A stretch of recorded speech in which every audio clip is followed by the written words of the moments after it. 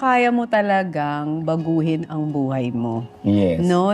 Hindi dahil mahirap ka or ito yung sitwasyon mo ngayon, habang buhay ka lang nandyan. Nasa sayo pa rin talaga. Yes, nasa pera talaga ang susi kung paano mo iangat yung sarili mo. Depende lang yan sa diskarte mo. Kaya sabi ko, laban lang, huwag sumuko sa hamon ng buhay.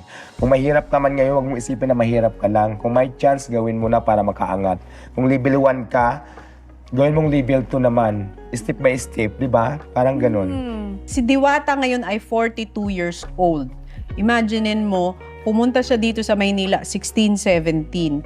Ilang years yon ng pakikipagsapalaran sa buhay bago niya na-hit yung parang, ito na yung jackpot.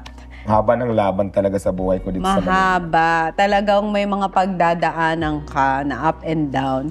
Pero ang importante, katulad ng sinabi ni Diwata, huwag kang susuko sa laban ng buhay.